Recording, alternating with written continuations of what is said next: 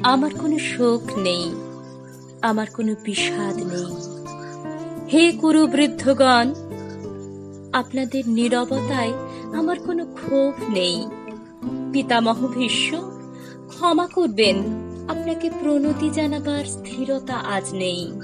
আর কর্ণ, তোমার জন্য ঘৃণাও বড় বেশি মনে হয়।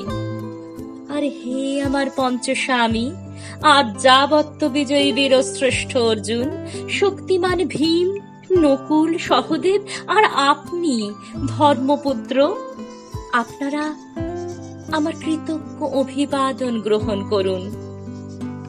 আমি সর্বজ্ঞানই, যজ্ঞভূমির অগ্নি থেকে আমার জন্ম, ধর্মাধর্মের ক্ষুরোধার শাসন আমার অজানিত। আর্যপুত্র, আপনার বিচার তাই আমার পক্ষে ধৃষ্টতা। আপনার কোনো বিচলন নেই, আপনার ধর্ম আপনাকে রক্ষা করেছে বিকার থেকে। কৃতজ্ঞতা জানান সেই ধর্মকে। ভীমসেন, তোমাকে আমি ভালোবাসা দিইনি কখনো, তাই তা ফিরেও চাইনি। শুধু তোমাকে আমার জিজ্ঞাসা ছিল ফাল্গুনী, ঊর্ধ্বচারী মৎস্যের ছায়ালীন চোখের চেয়েও দুর্লক্ষ কি দুর্যোধনের বুক? বলো সত্য করে, প্রেম নয়, শুধু পৌরুষের আস্ফালনই ছিল পাঞ্চালী বিজয়ের পটভূমি? কিন্তু মিথ্যা প্রশ্ন, আমি জানি। তোমার কোনো উত্তর নেই, যেমন নেই কোনো ভালোবাসা। তোমার শুধু আশা আছে। কৈশোর থেকে তুমি জেনে এসেছ বীরভোগ্যা পৃথিবী আর রূপমুগ্ধা নারী। জেনেছ একদিন ধাত্র রাষ্ট্রের হাত থেকে ছিনিয়ে নিতে হবে কৌরব উত্তরাধিকার। জেনে এসেছ যেখানে যা কিছু সর্বোত্তম সেখানেই পৌঁছাতে হবে তোমাকে।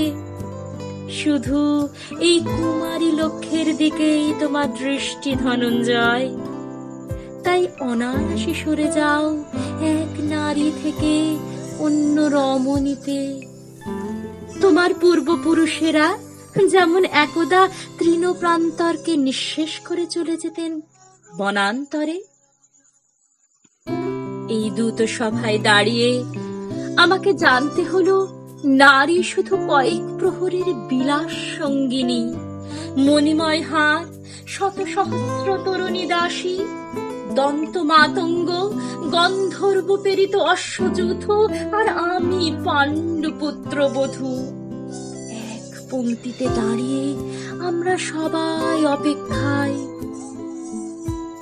পিতৃগৃহে যেমন দেখেছিলাম আহিরিনীরা দূর গ্রাম থেকে নিয়ে আসে তাদের পসরা, আর তার উপর ঝুঁকে পড়ে লুব্ধ ক্রেতার দল, আমাদের ব্যবহার করার জন্য তেমনি উন্মুখ হয়ে আছে যারা, তারা আমার পতির আত্মীয়। আর আমাকে আমাদের বিলিয়ে দিচ্ছেন যারা, তারা আমার পঞ্চস্বামী। বিবাহের মঙ্গল সূত্র হাতে বেঁধে যারা একদিন আমার উপর নিয়ম সিদ্ধ করেছিলেন তাদের অধিকার।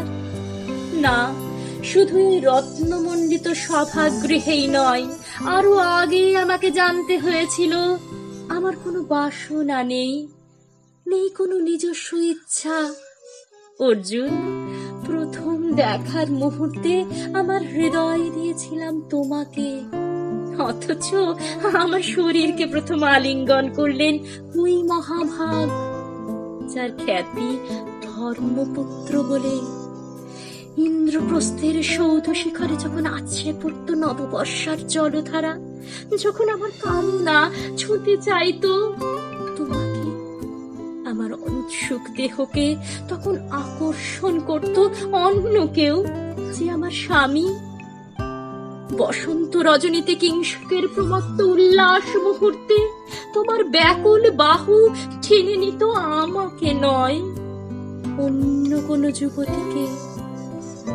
বারে বারে আমাকে সন্তানবতী করেছে পুরুষ, কিন্তু তারা প্রত্যেকেই আমার আকাঙ্ক্ষিত নয়। কোনো প্রার্থনা নেই। কুরুবৃদ্ধরা বিলাপ করুন, জ্যেষ্ঠ পাণ্ডব প্রহর গুনুন, কোন পূর্ণ লগ্নে ধর্মরাজ্য নেমে আসবে মাটিতে। ভীম, অনুগ্রহ করে স্তব্ধ হও।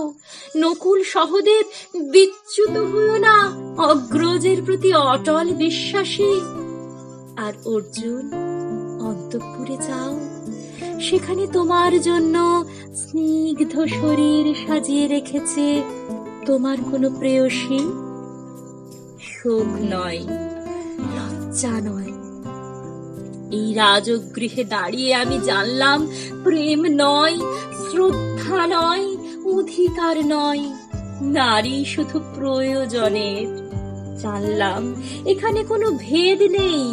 ধর্মপ্রাণ যুধিষ্ঠির, শক্তিমান ভীম, প্রেমিক অর্জুন আর লোলুপ ধৃতরাষ্ট্রনন্দনদের মধ্যে প্রতিকার চাইছি না, যা শুধু বিলাসীর সেই বস্ত্র ছিনিয়ে নেয় যদি কোনো দুঃশাসন নিক।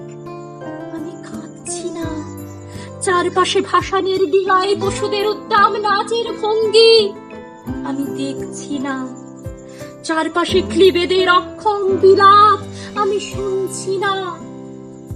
ধনুর্বাণ নেই, আমি ফিরিয়ে আনছি আমার জন্মের স্মৃতি। যজ্ঞের আগুন, দ্রৌপদী নই, নই পাঞ্চালী, নই ভরত কুলবধূ, আমি কৃষ্ণা, যজ্ঞাগ্নি সম্ভূতা, শুধু নারী এক।